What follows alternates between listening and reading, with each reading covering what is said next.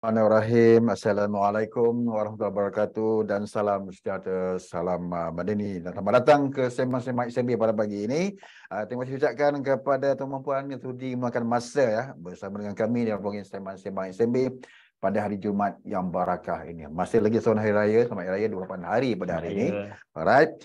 Saya Muhammad Zaki Ajalwi, moderator anda, dan topik yang kita kongsikan pada pagi ini tuan-puan cukup menarik mengenai dengan retirement persaraan.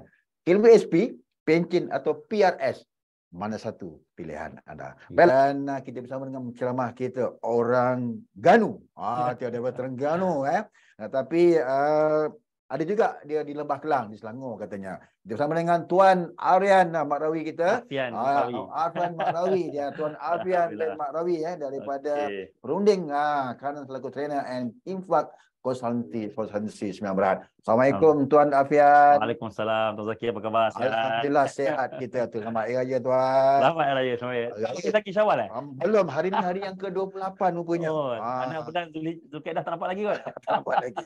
Okey Tuan, hari ni tajuk yang menarik dalam program Sembang-Sembang SME kita. Terima kasih di atas kesediaan tuan-puan. Alhamdulillah, terima kasih atas jemputan juga. Yes, tajuk kita pada pagi ini KWSP, pencen atau PRS. Yang mana satu pilihan anda? Silakan Tuan. Okey, baik. Terima kasih banyak Tuan Zaki yang berada di studio PMB dan terima kasih banyak kepada para penonton dan juga saya ucapkan terima kasih banyak kepada pihak penganjur yang sudi untuk menjemput saya buat julung-julung kalinya untuk membicarakan topik KWSP, pencen ataupun PRS, mana satu pilihan anda. Baik, alhamdulillah.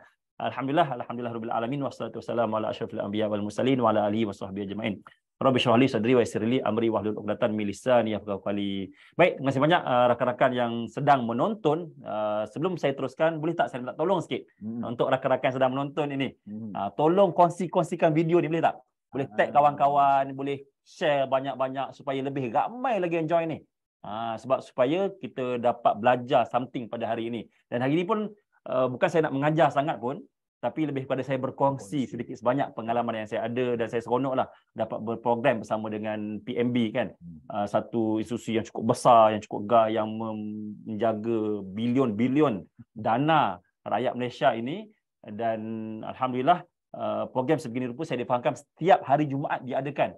Dan sebelum-sebelum pun dah ada pun rakan-rakan saya yang dijemput, contoh macam Tuan Nur Amin minggu lepas, Dr. Azizah Azli dan sebagainya dijemput ke studio untuk dijemput untuk live sesi sembang-sembang ASNB hari ini. Baik, dan topik hari ini ialah berkaitan tentang KWSP, pencen dan PRS. Betul?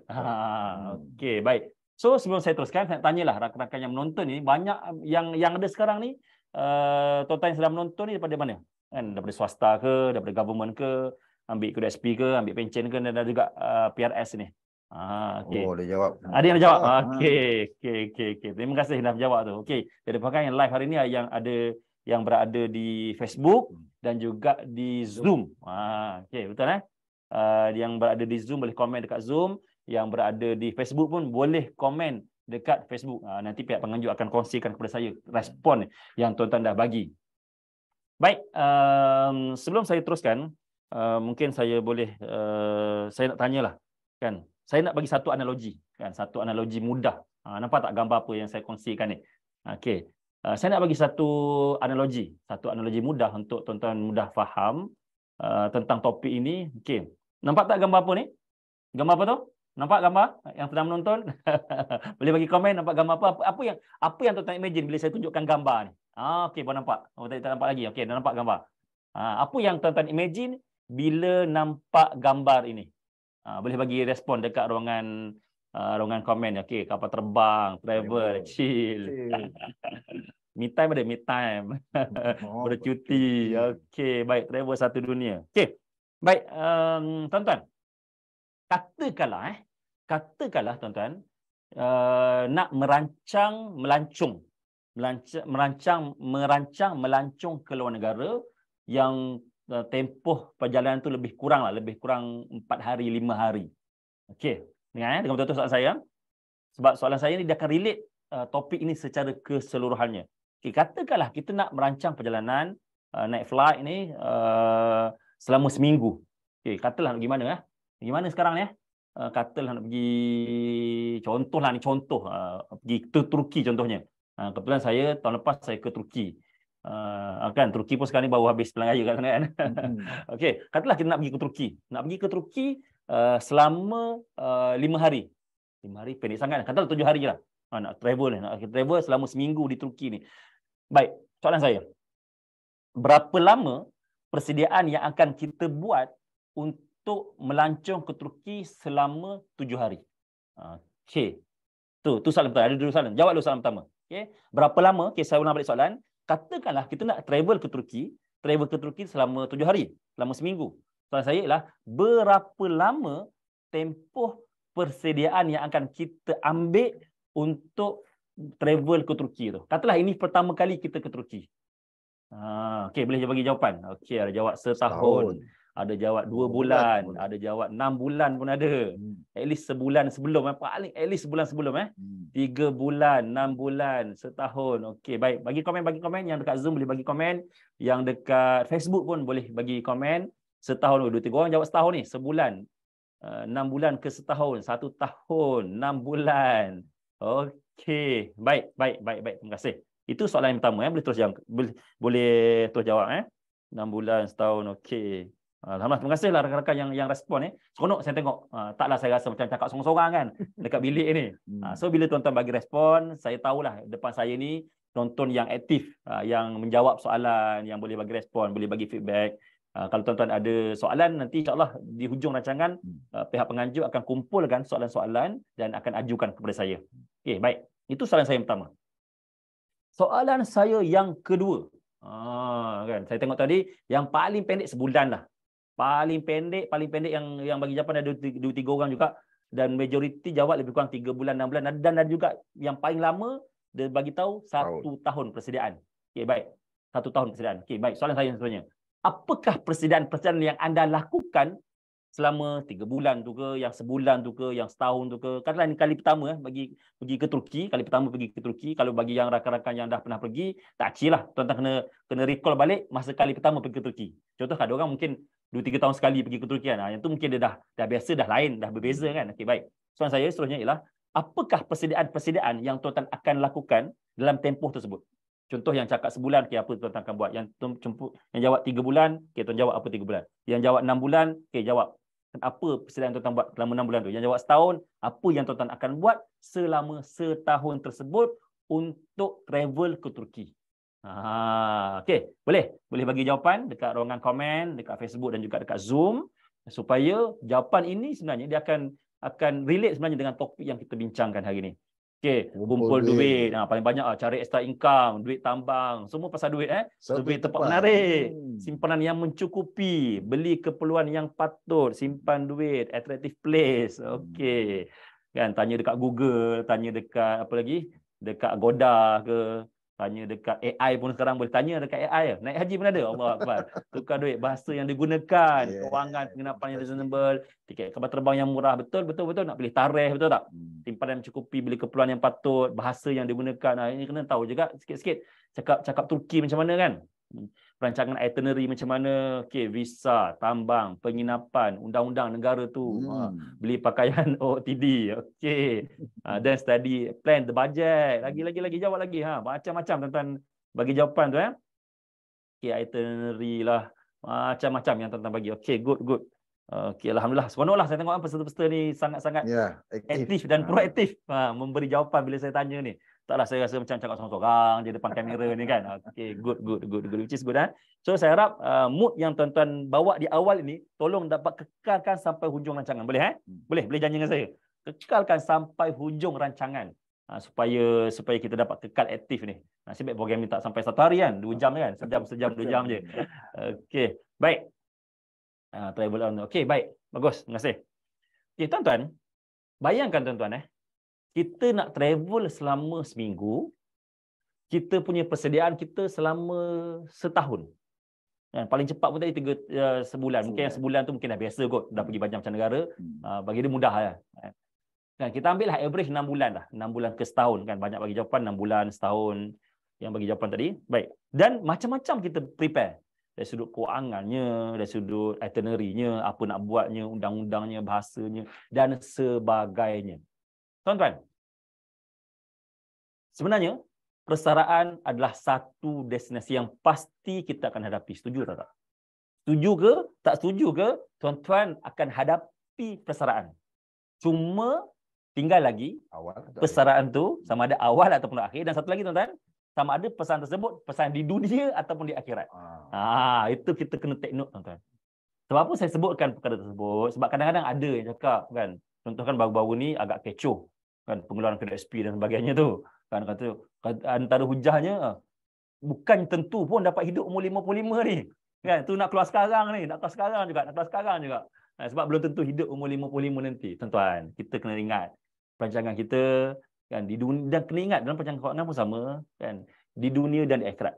So, kalau tuan-tuan perancang untuk pasaran pun, tuan-tuan kena perancang pasaran di dunia dan di akhirat serentak tuan-tuan. Kena ada kedua-duanya. Perancangan untuk dunia dan juga perancangan untuk akhirat.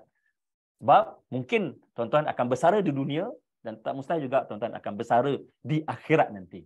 Baik, begitu juga tuan-tuan. Tuan-tuan bayangkan, kita nak travel ke Turki selama seminggu, persediaan kita lebih kurang 6 bulan ke setahun. Bayangkan kita nak bersara.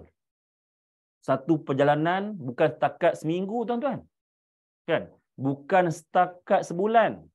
Bukan setakat setahun. Bayangkan, tempoh persaraan average-nya, kalau kita ambil lah umur persaraan maksimum 60. Kan? Dan dalam masa sama, umur average rakyat Malaysia. Ini bukan saya cakap. Ini tuan-tuan boleh semak dengan statistik. Kan? Jabatan Statistik Negara bagi tahu umur average rakyat Malaysia ni lebih kurang kalau lelaki 74, kalau perempuan 77. Itu umur jangka hayat rakyat Malaysia. Mana kata orang perempuan ni hidup lebih lama compare dengan orang lelaki.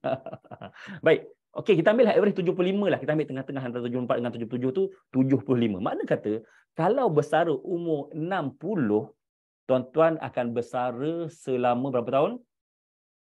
Cuba kira. Kalaulah umur jangka hayat ni 75 tahun, tuan-tuan bersara umur 60. So berapa tahun tu tempoh persaraan? Yes, 15 tahun. 75 tolak 60 bersama dengan 15 tahun. Makna kata kita akan pergi ke satu destinasi, pergi ke satu negara, pergi ke satu tempat, pergi ke satu lokasi, pergi ke satu kawasan yang tempohnya ialah 15 tahun. Dan berapa lamakah persediaan yang sepatutnya kita ambil untuk travel 15 tahun nanti? Itu persoalan yang tuan-tuan kena tanyakan pada diri kita. Nampak tak? Apa analogi saya tunjukkan travel gambar kapal terbang tadi? Yang tuan-tuan nak travel seminggu, persediaan dia setahun. Bayangkan. Soalan balik Travel seminggu. Travel seminggu, persediaan setahun. Ataupun kita ambil yang tengah-tengah lah, 6 bulan. Travel seminggu, persediaan 6 bulan. Ni bayangkan, tuan-tuan nak travel 15 tahun. Bayangkan. 15 tahun travel ni. Cik Zaki, 15 tahun. 15 tahun. Lama tu. 15 tahun travel ni. Tuan-tuan, kenapa saya cakap ia sebagai satu travel? Iyalah. Sebab waktu tu tuan-tuan perlu ada keuangan. Betul tak? Betul. Kan? Sama macam kita nak pergi overseas tadi. Boleh tak kita pergi overseas? Tawakal, tak bawa apa-apa duit. Tak pula, bahaya tu. Kan? Bahaya. Dan berita, dan bezanya, kalau travel, kita boleh patah balik. Kan, kalau kita kerja seminggu, lepas tu kita balik. Tapi kalau travel di alam persaraan, tuan-tuan tak boleh patah balik, tuan-tuan. No turning back, tuan-tuan. Malah ada orang cakap, persaraan adalah satu penjara. Satu pemenjaraan. So, dalam tempoh 15 tahun itu, berapa lamakah persediaan yang tuan-tuan sepatutnya kena buat? Siapa boleh jawab? Siapa nak jawab? Saya ulang balik soalan. Untuk bersara selama 15 tahun pada umur 60 nanti, berapa lamakah sepatutnya kita perlu buat persediaan? Soalan ini sama macam travel ke Turki tadi, cuma saya ubah saja. Perasan tak? Soalan sama, cuma tadi saya tanya soalan, kalau kita nak travel seminggu ke Turki, berapa lama persediaan? Soalan saya sekarang ialah, kalau kita nak bersara pada umur 60 sampai umur 75 nanti, berapa lama tempoh persaraan yang sepatutnya kita ambil? Tempoh persediaan yang sepatutnya kita ambil. Tuan-tuan boleh jawab. Okey. Kali ni soalan kali ni tak sama yang nak jawab ni nampaknya.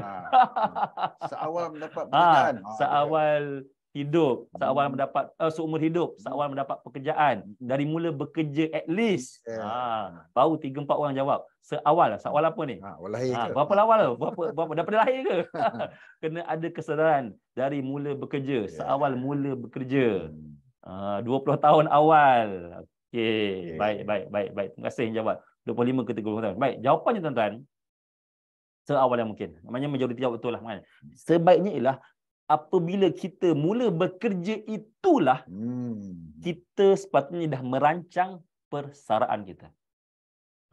Itu yang paling penting. Mana kata hari pertama kita masuk kerja, bulan pertama kita dapat gaji yang pertama, itulah waktu yang terbaik untuk kita mula merancang persaraan. Sebab kadang-kadang tuan-tuan kita risau tengok statistik yang berlaku ni yang terkini, majoriti tuan-tuan bawah 10,000 dalam akaun KWSP. Itu bukan satu perkara yang boleh dibuat main-main. Dan sebab itu baru-baru ni bila ada gesaan-gesaan untuk pengeluaran KWSP dan government dah bagi tahu memang tak boleh dah. Tak boleh nak keluarkan dah sebab duit dah tinggal sikit. Yes, saya tahu ramai yang marah, ramai yang tak bersetuju. Malah saya sendiri pun dalam satu part bukanlah bersetuju 100%. Contohnya macam bila government membenarkan wang KWSP dijadikan cagaran, kan. Bagi saya itu macam dah sama juga dia tetap mengorbankan orang yang perlukan duit tadi. Okey, baik. Itu topik lain, bukan topik hari ni, cuma ada kaitan sikit-sikit lah. Okey, baik. Tuan-tuan, sekejap saya nak pindah slide seterusnya. Sorry. Okey, sebelum tu bagi yang baru kenal saya, bagi yang baru kenal saya, mungkin ada yang baru kenal, mungkin ada yang dah pernah kenal sebelum ni. Okey, saya perkenalkan diri. Ini tadi intro tadi ya.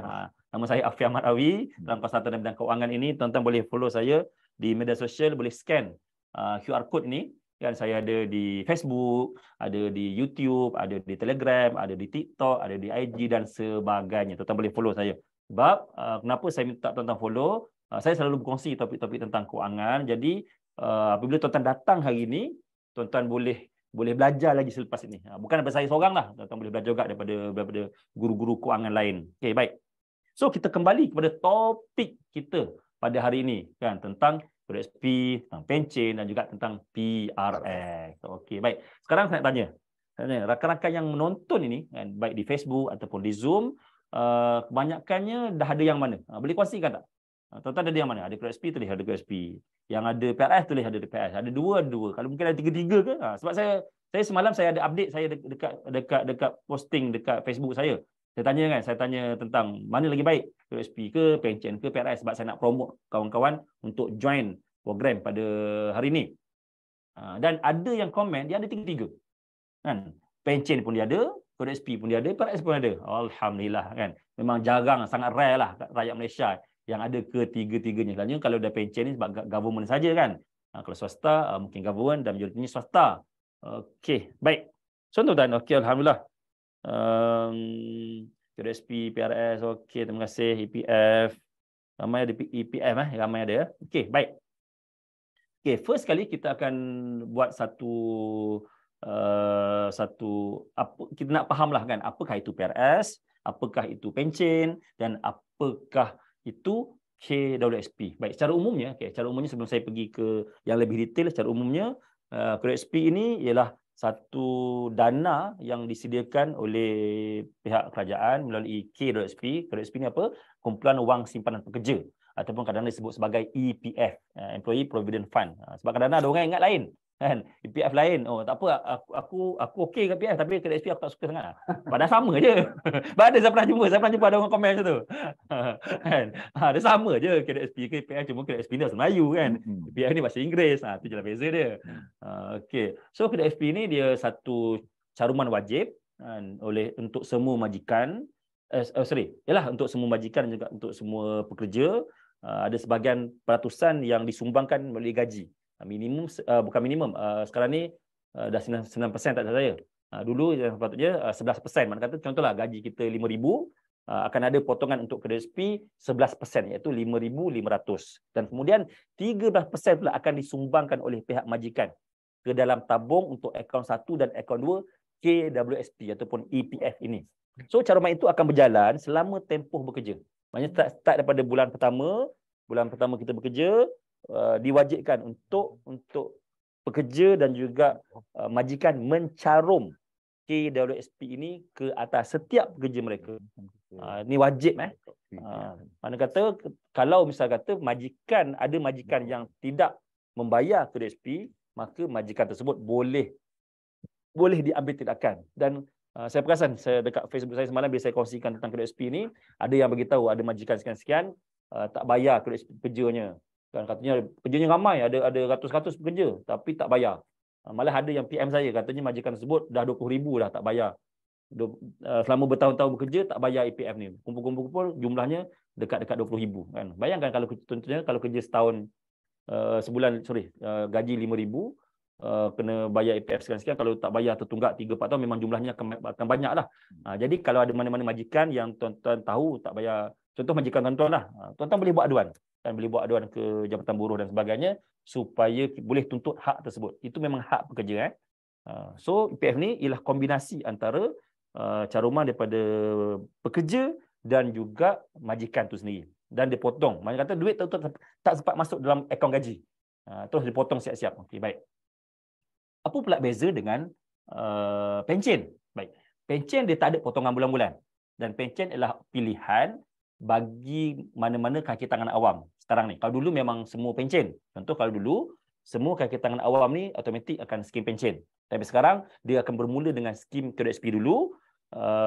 Jadi pilihan sama ada staf government tersebut nak pilih untuk ambil pencen ataupun nak stay saja dengan EPF. So pencen ini dia tak dikenakan. Mana katalah gaji 5,000, so 5,000 dapat salib. Tak ada potongan. Tak ada potongan daripada untuk KWSP tak ada lah. Dan juga tak adalah sumbangan daripada majikan. Dan kemudian pencen ni ialah satu skim selepas kaki tangan awam tu bekerja 30 tahun minimum, ataupun kurang pun ada, tapi jumlah dia kurang lah. Mana kata sampai umur persaraan, contoh pada umur 60. Kan? Bersara pada umur 60, jadi daripada gaji yang terakhir itu dia ada formula dia, cara umumnya lah, daripada gaji terakhir dia akan dapat maksimum boleh pergi 60%.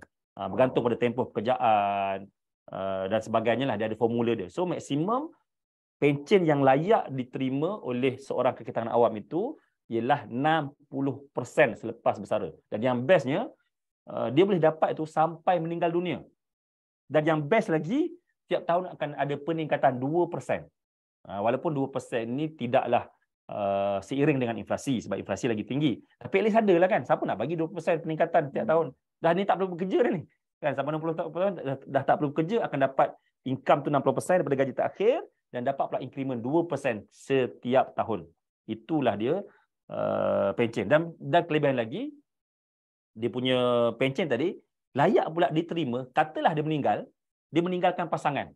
So pasangan boleh dapat juga pencen terbitan tadi. Nampak tak? Ciri antara pencen dengan yang berbeza dengan KWSP. Kalau KWSP tadi, duit tadi caruman dikumpul sampai umur 55, sampai umur 50, sampai 60, dia akan dapat lamsam sekaligus duit dana tersebut kan. So kalau pencen pula dia tak macam tu, dia akan dapat oleh government yang akan bayar setiap bulan selepas pencen tadi sampai meninggal dunia. Dan kalau dah meninggal dunia, dapat pula pencen tu ke atas pasangan, sehingga pula pasangan tu meninggal dunia. Dan tempoh dan juga layak juga untuk anak. Kalau cukup syarat dapat pula untuk anak pun boleh dapat sampai anak tu habis belajar tempoh. Lebih kurang macam itulah.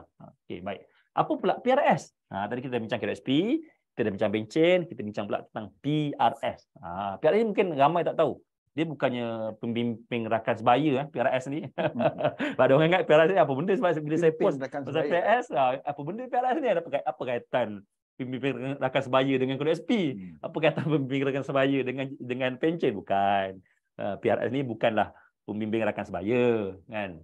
Bukan juga pengawas, bukan juga pustakawan, tak ada kaitan. PRS ialah Private Retirement Scheme. Skim persaraan swasta. Fungsi dia hampir sama, mirip dengan KWSP, tapi diuruskan oleh pihak swasta. Okay. Kalau KWSP tadi, dia ialah institusi GLC di bawah government, GLC kan. Tapi PRS pula ialah institusi swasta yang mendapat lesen daripada Suruhanjaya Security untuk menguruskan wang persaraan pekerja.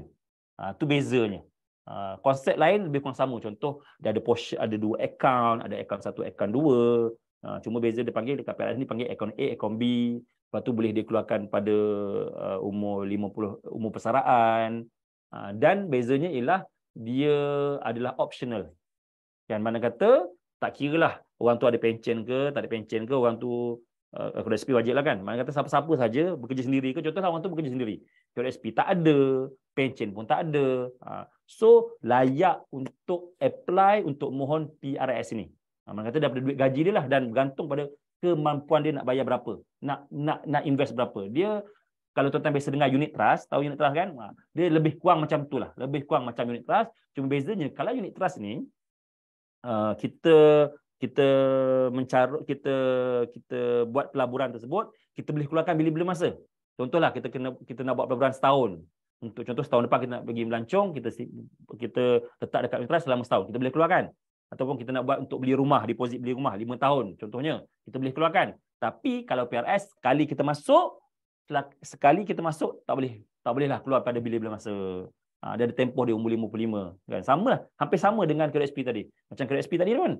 Kalau nak keluarkan duit QSP, kalau akaun 1 tu mana kata kena sampai umur 55 baru keluarkan, ataupun berlaku kematian atau berlaku TPD. Samalah juga macam PRS ni. Kalau tak sampai event umur tersebut, umur persaraan, memang duit itu akan kekal. Jadi tuan-tuan, untuk bezakan dengan PRS, atas kita punya objektif pelaburan. Apa objektif pelaburan kita? Kita nak melabur ni untuk jangka pendek ke jangka masa panjang? Kita nak melabur ni untuk persaraan ke untuk beli rumah? Kita nak melabur ni untuk apa? Tapi kalau tuan-tuan memang melabur untuk persaraan, PRS antara instrumen yang baik untuk tuan-tuan gunakan. Sebab dia sekali masuk tak nak keluar dah. Sebab masalah orang ni kadang-kadang kan, dia simpan, dia kata dia simpan. Contoh, boleh mana simpan. Contohlah, saya bagi satu situasi ya. Kita simpan RM100 ni. Dah simpan ni. 100, dah setahun simpan. 100 simpan, ada 1,200. Lepas terfikir 1,200, tiba-tiba pergi kedai workshop, nampak ada sport rim contoh kan. Nampak sport rim, nampak boleh ni tukar sport rim ni. Okey, dia tukarlah sport rim. Lepas tukar sport rim dia nyesal. Kan, dah tukar alamak menyesal, habis duit aku 1,200 tadi. Contoh, ni 1-2 sport rim contoh.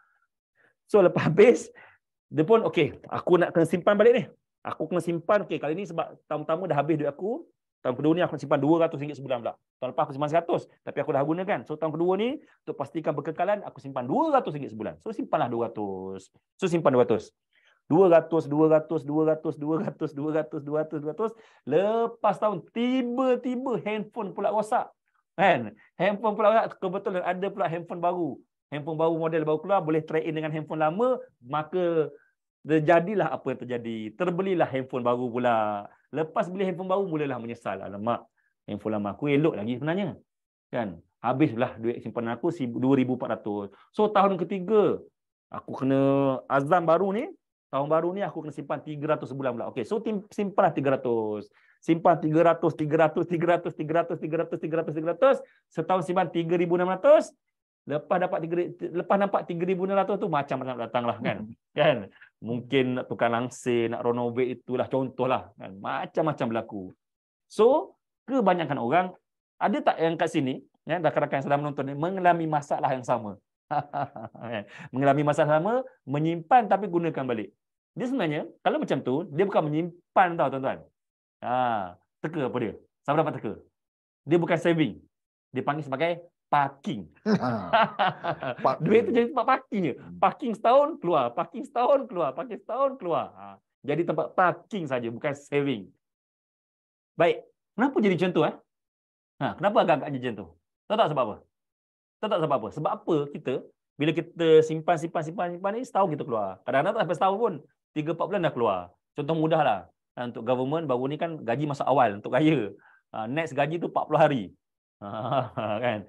Sekali dapat duit, kita akan gunakan. Sebab dah jadi lifestyle kita. Dapat duit, kita belanja. Dapat duit, kita belanja. So, apa yang berlaku dalam kes tadi sebenarnya, kita kenapa dia tak jadi saving, dia jadi parking, sebab kita teringat. Kan? Kita teringat je duit tu. RM100, RM1, RM1. Sebab tu tuan-tuan, kalau kita nak menyimpan ni, memang kena ada elemen force saving. Simpan dan lupa. Guru saya ajar, dia ajar apa? Dia ajar, kalau kata nak simpan ni, tip dia senang je. Simpan dan lupa. Simpan dan lupa. Ingat, simpan dan lupa. Bukan lupa simpan. Simpan dan lupa.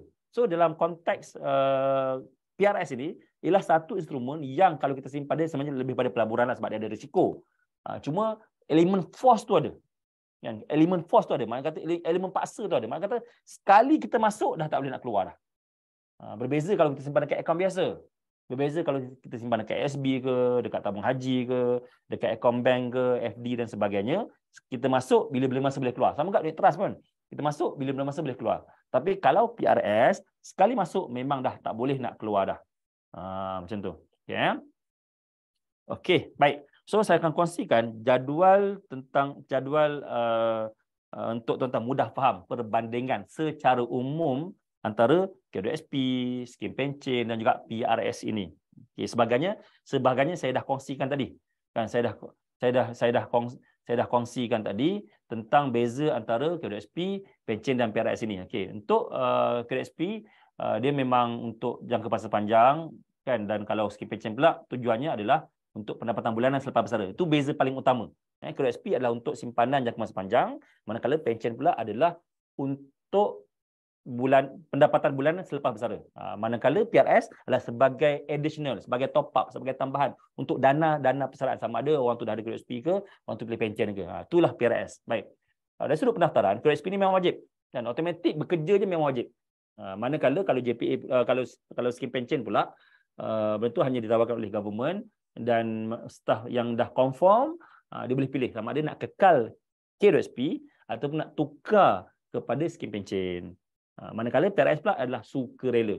Manakala tak wajib pun, nak boleh, tak nak pun tak apa. Okay, itu ialah PRS. Okay. Dari sudut pengurusan pula, K2SP ini diuruskan oleh government. Kalau pencen diuruskan oleh government juga, oleh JPA, dan PRS diuruskan oleh syarikat-syarikat pelaburan yang diberi kuasa oleh Suruhanjaya Security. Maknanya bukannya mudah-mudah aja. Okay. Kemudian dari sudut patuh syariah pula, untuk K2SP memang ada pilihan untuk kita pilih akaun patuh syariah. Jadi saya serulah pada rakan-rakan yang menonton yang masih belum bertukar kepada akaun patuh syariah, pilihlah akaun patuh syariah. Sebab yang patuh syariah ni adalah wajib. Memilih yang halal ni bukan sekadar pada makanan saja tuan-tuan, pada kewangan pun kita kena pilih yang halal. Jadi mana-mana rakan-rakan saya yakin majoriti ada K2SP, pilihlah akaun yang patuh syariah. Okey. Manakala untuk skim pencen setakat ni saya tak dengarlah apa-apa isu yang berkaitan dengan syariah. Jadi tak ada isu sangatlah syariah. Kemudian untuk PRS pula, dia macam saya cakap tadi, dia ialah unit trust, macam unit trust. Jadi bergantung pada dana yang kita pilih. Jadi mana-mana rakan-rakan yang nak pilih dana PRS ini, pastikan pilih dana yang patuh syariah. Okey, baik. Okey, kemudian kita tengok pula tentang pemilihan dana pelaburan. Sebab ketiga ni adalah pelaburan. Cuma untuk elemen yang selepas ini, dia hanya berkaitan K2SP dengan PRS. Sebab JPA dia bukan pelaburan. K2SP adalah pelaburan, PRS adalah pelaburan. Tapi kalau skim pencen, dia tak ada kaitan sangatlah dengan kita sebagai pencarum, sebagai pekerja, berkaitan dengan pelaburan. Okay. Pertama, dengan pemilihan dana pelaburan. So, untuk K2SP yang tentukan nak melabur di mana. Mana kata kita sebagai pelabur, kita sebagai pencarum K2SP, kita tidak ada hak untuk pilih pelaburan mana. Kecuali kalau kita keluarkan daripada akaun satu untuk melabur sendiri ke unit trust. Itu boleh. Baik, okay. Pencen tak ada kaitan. Dan kemudian, manakala bagi PRS, kita boleh pilih. Ada banyak macam produk, ada macam-macam syarikat. Jadi, kita boleh pilih dana yang mana yang kita nak. Dan pastikan, sebagaimana yang kiri sebelum ni, untuk orang Islam, pilihlah dana yang patuh syariah. Okay, baik. Seterusnya, tentang item tentang perkara pengeluaran pra-persaraan. Yes, memang betul. Tadi pun saya nampak dekat komen, memang K2SP pun boleh keluar sebelum umur 50-55 ni. Sama juga PRS pun ada boleh keluar sebelum umur 50-55. Cuma bukan boleh keluar semua. Itu yang saya masukkan. Dia tak macam kita simpan SB, simpan tabung haji. Kita boleh keluar semua sekali. Contohlah, ada 100,000 dalam SB. Nak keluar semua sekali? Boleh. Betul? Boleh. Kalau ada 100,000 dalam tabung haji, nak keluar semua sekali? Boleh. Kalau ada 100,000 dalam trust, nak keluar semua sekali? Boleh. Tapi kalau PRS atau PRSP, tak boleh nak keluarkan semua sekali. Tapi boleh keluar sebahagian. Ada syarat-syaratnya. PRSP pun ada syarat-syaratnya. Dekat PRS pun ada syarat-syaratnya. Terutamanya dekat akaun 2 lah, atau dekat akaun PRS dia panggil sebagai sub akaun B. Macam PRS dia ada setahun sekali boleh keluar maksimum. Manakala KRSP pun ada. Contohlah kalau kita nak beli rumah boleh keluarkan. Betul, nak deposit rumah. Lepas tu untuk ansuran bulanan rumah pun kita boleh sebenarnya untuk keluarkan duit KRSP. Apa lagi? Untuk kalau misal kata untuk sakit kan. Kalau dulu saya ingat lagi masa saya kecil tu, parents saya keluarkan duit KRSP untuk beli komputer. Dulu ada, sekarang dah tak ada dah skim tu. Sebab ramai orang misuse benda tu kan. Bagi invoice je, padahal tak beli komputer sebab nak guna duit. Contoh macam yang baru-baru ni kan boleh keluar dalam iSinar, iCitra dan sebagainya. Boleh keluarkan duit sebahagian daripada KWSP. Jadi poin saya nak bagi tahu, pengeluaran prapesaran ini boleh, memang ada di PRS, ada di KRSP, ada. Cuma dia bukannya semua sekali kan. Contoh yes, nak sambung belajar pun ada. Tak ada saya nak apa lagi, nak tunaikan haji pun, deposit haji pun ada. Kan ada macam-macam. Tuan-tuan boleh tengok dalam website KRSP tu, cari bahagian pengeluaran tu. Dia ada macam-macam, ada banyak item lah. Banyak item untuk kita keluarkan duit KWSP. Contoh macam baru ni yang latest, masa PKP baru ni 2-3 kali kan yang benarkan pengeluaran kan lamsam 10,000, 10,000, 10,000. Itu kes-kes terpilih lah. Dan bukannya setiap tahun boleh keluar macam tu. Okey, baik. Kemudian umur pengeluaran untuk KRSP dengan PRS ni yes, umur 55. Umur 55 memang boleh keluarkan semua. Itu pada umur persaraan yes, 55 boleh keluarkan semua. Okey, baik. Kemudian kita pergi juga dekat pelepasan cukai. Pelepasan cukai kalau KRSP ni maksimum 3,000 boleh buat pelepasan cukai, dan juga untuk PRS sehingga 7,000. Itu antara kelebihan, antara ciri yang ada lah pada PRS dan juga pada KWSP. Kalau skim pencen tak ada. Memang tak ada lah. Sebabnya memang tak ada caruman pun kan. Okey. Baik, dan akhir sekali dari sudut kos. Kos ni maksudnya apa? Contoh kalau kita carum KWSP, memang tak ada sebarang kos pun. Tidak dikenakan sebarang kos. Sama juga macam JPA, macam pencen pun tidak ada sebarang kos dikenakan. Tapi kalau kita nak mencarum dalam PRS, macam saya cakap awal-awal tadi, dia mirip dengan unit trust. So, dia akan ada sales charge dan juga ada annual fees. Macam tu. Oh, sorry, saya tersilap tu. Charge jualan tu bukan 5% tu. Mungkin saya terlupa nak edit. Minta maaf. Dia 3% saja. 3%, sorry. Dekat annual fees ya, 5%. Baik. So, inilah dia perbandingan antara ketiga-tiga ni. Ini topik besar kita tentang KWSP, tentang skim pencen dan juga tentang PRS. Baik.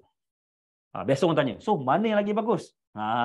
Okey. So sekarang cuba tuan-tuan yang menonton ni, tuan-tuan cuba bagi jawapan. Boleh tak? Jangan cubalah, bagi jawapan. Tuan bagi jawapan, apakah kelebihan? Kalau tuan-tuan tengok ni saya tulis secara umum tentang ciri yang ada. Kan, ciri PRS apa, skim pencen apa ciri dia, KRSP apa ciri dia. Jadi sebenarnya saya nak kongsikan tentang apakah pro and con, apa kelebihan dan juga kekurangan setiap instrumen-instrumen ini.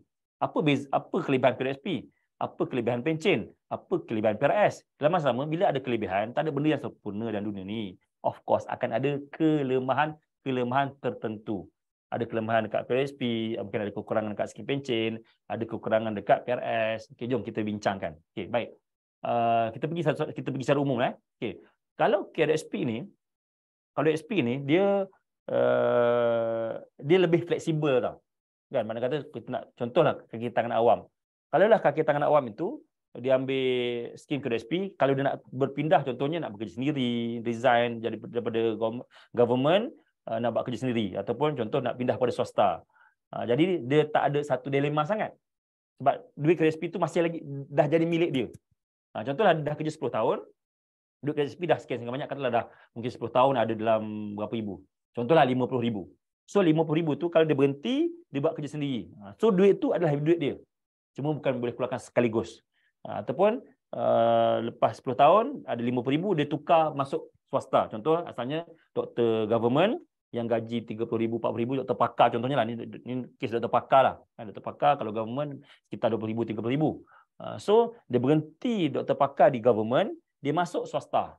Bila dia masuk swasta mungkin gaji dia dalam 70,000 100,000. Jadi amount KDSP yang dicarum selama tempoh bekerja di government itu dia boleh bawa bersama-sama dia.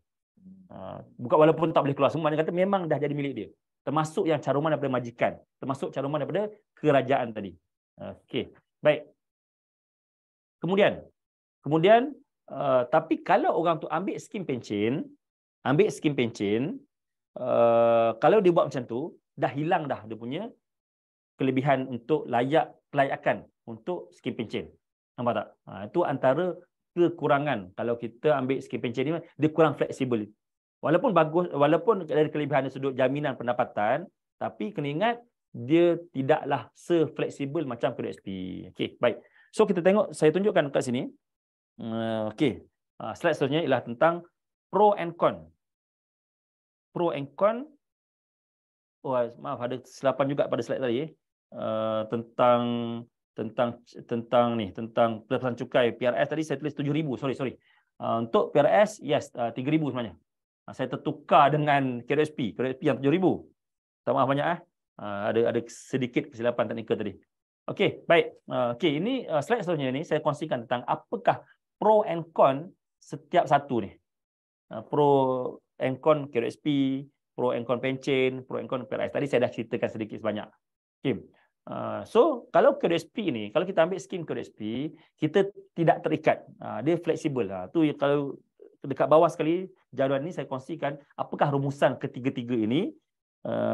Untuk KDSP ia lebih fleksibel kan. Manakala JPA ni dia satu jaminan, pencen ni satu jaminan ketika kita bersara nanti, dan PRS pula lah sebagai pelengkap sama ada untuk pencen ataupun untuk KWSP. Baik. So untuk KDSP ni dia lebih fleksibel. Mana kata kita tukar kerja daripada government kepada swasta ke apa ke, tak ada masalah. Nak tukar kerja sendiri ke, tak ada masalah. Dan simpanan KDSP ni lah secara paksa rela. Dia memang terpaksa lah. Nak tak nak kalau kita sebagai pekerja, memang akan kena potong. Kecuali lah kalau kita kerja sendiri. Sebagai freelance ke, buat bisnes sendiri ke, memang tak ada. Okay, dan kemudian kelebihan dia, bila dah simpan tu, ada sebahagian yang kita boleh keluarkan untuk tujuan-tujuan tertentu. Dan yang bestnya KDSP ni tuan-tuan, dia sangat-sangat telus tau. Mana kata kita boleh tengok exactly berapa amount kita. Dia akan bagi satu account KDSP tu, kita boleh tengok. Dan juga pelepasan cukainya sehingga 7,000. Sorry, dekat slide sebelum ni ada sedikit kesilapan. Saya tertukar untuk pelepasan cukai tu. Sebabnya PRS pelepasan cukainya ialah 3,000, KDSP ialah 7,000. Yang ni betul, dalam slide ni betul. Saya terlepas pandang, tak maaf banyak. Terlepas pandang untuk slide yang sebelum ni. Okay, baik. Itu adalah kelebihan bagi KWSP. Okay, baik. Kita bincangkan pula tentang pencen. Okay. Untuk skim pencen, kelebihan yang paling utama, yang paling besar ialah dekat jaminan tu. Yang tu yang orang suka tu. Kalau orang lama-lama, orang tua kita kan, memang dia suka suruh anak-anak dia kerja government sebab ada pencen. Sebab siapa nak bagi pencen kan? Boleh bagi tiap-tiap bulan. Selepas kita tak bekerja pun masih lagi layak dapat duit pencen setiap bulan. So itu hanya ada pada skim pencen government ini. Negara lain saya tak pastilah, dekat Wakanda ke saya tak pasti. Tapi kalau kat Malaysia, ini antara kelebihan yang ada. Okey, baik. So dalam masa sama juga, dia bukan setakat kepada pesara tu tadi. Kan, kepada pensioner tadi. Bukan setakat pada pekerja. Tapi juga kepada ahli keluarga. Kan, mana kata kalau pesara tadi, lepas pension dia dapat duit dia, sampai dia meninggal dunia, selepas dia meninggal dunia pun, pasangan dia masih lagi layak dapat pencen terbitan. Ini antara kelebihan dia. Malah bukan setakat pasangan, untuk anak pun ada, sampai anak tu umur habis belajar. Okay, kelebihan lain, untuk layak dapat pencen ini, tak perlu ada potongan bulan-bulan pun. Tak perlu pekerja tadi kena buat potongan gaji ke apa ke, tak perlu pun. Yang penting servis ada tempoh masanya 30 tahun, insya-Allah layak dapat. Tak buat hal, tak ada kesan jenayah dan sebagainya, insya-Allah dapat. Jadi duit gaji tu dapat full. Contoh kalau gaji dia 3,000 lah masuk dalam dalam slip gaji tu. Kalau gaji dia 5,000, 5,000 lah masuk dalam slip gaji. Maka duit tu adalah dah lebih. Contoh kalau orang tu ambil KWSP, kalau gaji dia 5,000, kena potong 5,500, kena potong 11%. Mana kata tinggal lagi 4,400. 4,450, tolak 11%. Tapi kalau orang gaji 5,000 yang bekerja government, 5,000 tu 5,000 dapat. So dia ada lebih duit untuk guna, untuk invest sendiri ke, untuk belanja ke dan sebagainya. Okey, baik. Kita pergi pula apakah kelebihan? Kelebihan dekat PRS. Okey, PRS.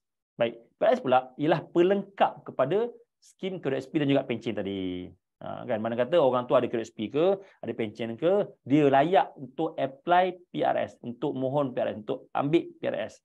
Dan juga PRS ni dia ada juga pelepasan cukai sehingga 3,000. Dan nak buka akaun PRS tak tinggi mana pun. RM100 sebulan pun dah boleh. Mana kata RM100 tu kita carum PRS RM100 sebulan setiap bulan, dia akan pecah terus pada 2 akaun. Dan akaun A, akaun B 70%, 30%. Samalah, mirip macam KWSP. So itu adalah kelebihan yang ada pada PRS. Baik. Kemudian kita tengok pula apakah kekurangan-kekurangan, kelemahan-kelemahan. Sebab tak ada benda yang sempurna. Dan tadi kita dah bincangkan tentang perkara yang pro. Apakah pro pada KWSP, apakah perkara yang pro dalam pencen, apakah pro dalam PRS. Sekarang kita tengok apakah kontranya kepada KWSP, pencen dan juga PRS. Baik. Pertama sekali KWSP. So, KWSP ni kelemahan dia kan, mana kata selepas bersara dia akan dapat lamsam. Tapi tidak ada dah bulanan tu, tak ada. Tak macam JPA. Dan tuan-tuan kena ingat, bila dapat lamsam ni sangat berisiko tinggi untuk kena scam selepas bersara. Akhir-akhir ini tuan-tuan, saya perasan tiap-tiap bulan ada je, tiap-tiap bulan ni tuan-tuan ada je kes orang dah umur 60, orang dah umur 55, dah bersara, dapat duit KWSP, habis lenyap duit dia. Dek kerana tertipu dengan scammer. Tertipu dengan skim-skim cepat kaya. Kan letak 5,000, contohnya dia dapat 100,000, habis 100,000. Letak ada keluar 200,000, ada yang kes sampai ke 500,000 pun lenyap tuan-tuan. Disebabkan tertipu dengan scammer ni. So berhati-hati bagi rakan-rakan yang nak bersara, yang ada KWSP, kena hati-hati.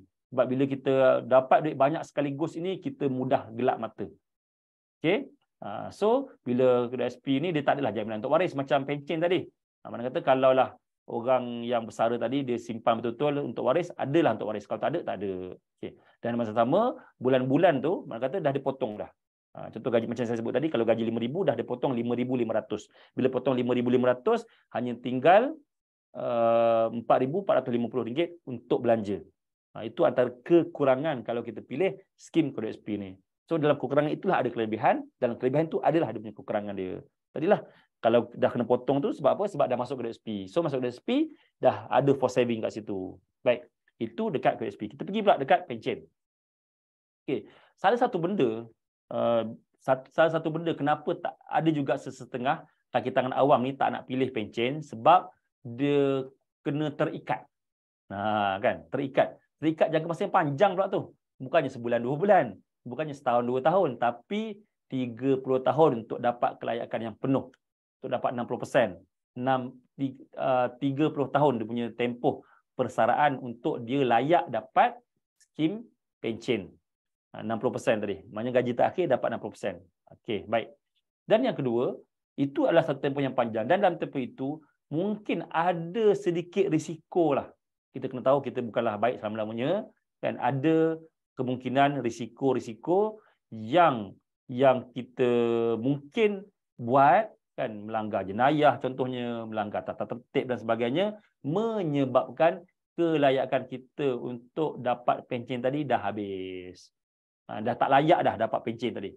So itu juga antara perkara contradiction dalam skim pencen berbanding dengan skim-skim lain. Kalau skim-skim lain, contohnya skim KWSP, kalau kita buat jenayah dan sebagainya, duit itu tetap duit kita. Dia tak hilang pun duit itu.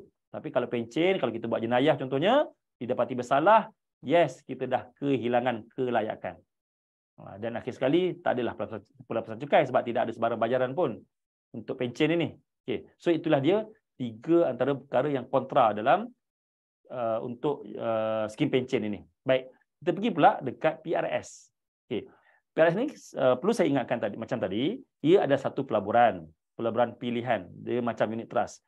Jadi pertama sekali kena ingat PRS ini dia ada risiko pelaburan berbanding dengan K2SP. Kalau K2SP tuan-tuan, memang dalam akta K2SP ada jaminan minimum 2.5%.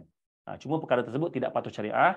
Jadi sebab itu untuk yang akaun patuh syariah dia tidak ada klausa jaminan 2.5% ni. Tapi setakat ni alhamdulillah tidak pernahlah bawah 2.5% untuk yang patuh syariah pun. Jadi itulah antara berbeza dengan PRS ni. PRS dia akan ada risiko tersebut. Dia tidak ada jaminan pulangan langsung. Kena ingat, mana kata bila kita letak duit kita dalam PRS, kena ingat itu adalah satu pelaburan. Ada kos dan ada risiko. So kos dia apa? Kos dia service charge dia 3% dan juga annual fee dia lah 5%. Yang ni dalam slide ni betul saya tulis. Yang tak di slide yang sebelum ni saya hantar yang version yang belum update. Saya minta maaf banyak Okay. So itulah dia. So cara rumusannya ialah K2SP ada sangat fleksibel compare dengan pencen, dia tak fleksibel tapi guaranteed, dan untuk PRS pula dia sebagai pelengkap untuk persaraan. Dan kenapa topik kita hari ini sentuh juga tentang persaraan, sentuh juga tentang PRS, sebab kita tengok hakikatnya, ini berita-berita yang terkini tuan-tuan. Ini 3 berita ni saya ambil yang bulan ni. Semua ni yang bulan ni. Tengok 12 Mei 2003. Tak berapa clear tarikh. Tapi memang ini adalah berita-berita yang terkini tentang cadangan untuk had umur persaraan, tentang isu nasihat tentang jangan semata-mata berharap pada K2SP, tentang masih ramai yang lengah dalam perancangan kewangan untuk bersara. Ini satu perkara yang sangat kritikal tuan-tuan. Ini yang saya sebut dekat awal-awal tadi. Ibarat kita nak pergi ke satu destinasi, nak melancong selama 15 tahun, banyak sangat perkara yang kita perlu bersedia tuan-tuan. Dari sudut kesihatan dan juga dari sudut kewangan. Itu antara perkara yang penting yang kita kena tahu. Kenapa topik ini dibawakan oleh PMB untuk tuan-tuan dan rakan-rakan semua, kenapa saya dipanggil hari ini, bukan kita nak pilih manakah lebih baik kan. Bukannya nak pilih, bukannya itu semata-mata kan, bukan semata-mata aku kena ambil PRS, bukan semata aku dah ada K2SP tak perlu ada PRS, bukan. Tapi untuk kita bawakan kepada rakan-rakan yang sedang menonton ini supaya kita kena alert tentang statistik yang menunjukkan bahawa majoriti orang tak bersedia untuk bersara. Dan mungkin ada cakap, ni sebab COVID baru ni. Ini sebab PKP baru ni, tuan-tuan. Yes, tak dapat dinafikan disebabkan PKP baru ni, ramai orang buat pengeluaran K2SP menyebabkan wang K2SP semakin susut. Kena ingat juga bahawasanya benda ni bukan baru berlaku. Tengok yang ni pula. Ini tuan-tuan, berita sebelum PKP. Tahun 2019, tahun 2018. Tentang cadangan umur pencen sampai 65 tahun. Ini tahun 2019 punya cadangan. Kan? Bagi tahu ada pula yang bagi tahu tentang bahawasanya walaupun dia dah pencen umur 60 tapi masih lagi perlu bekerja sampai umur 70. Nampak ni? Berita yang ni. Nampak Pekerja dunia hadapi krisis persaraan, terpaksa bekerja selepas pencen hingga usia 70 tahun. Kena kerja terus sampai mati. Bayangkan tuan-tuan. Padahal patutnya umur bersara ni umur kita rehat kan. Umur kita main dengan cucu, umur kita boleh tumpu pada ibadah dan sebagainya. Sebab apa? Pada umur 60, kesihatan kita dah tak sama dah dengan umur 30. Betul tak? Kan? Kita punya kesihatan pun dah makin susut kan.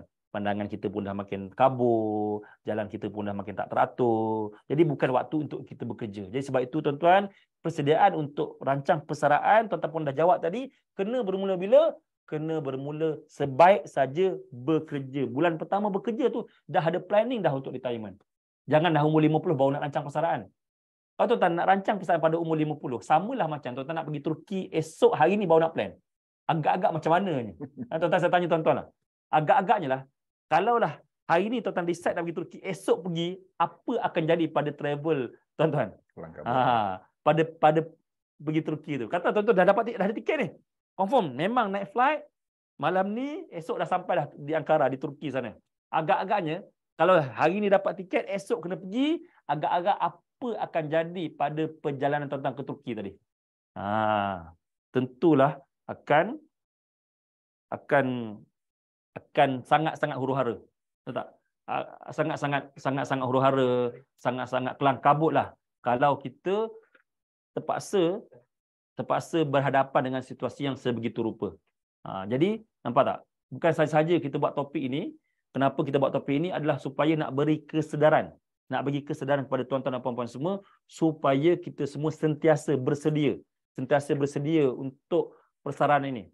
Dan macam saya sebut awal-awal tadi, bila kita sebut tentang bersara ni, jangan kita fikir bersara di dunia saja, bersara juga di akhirat.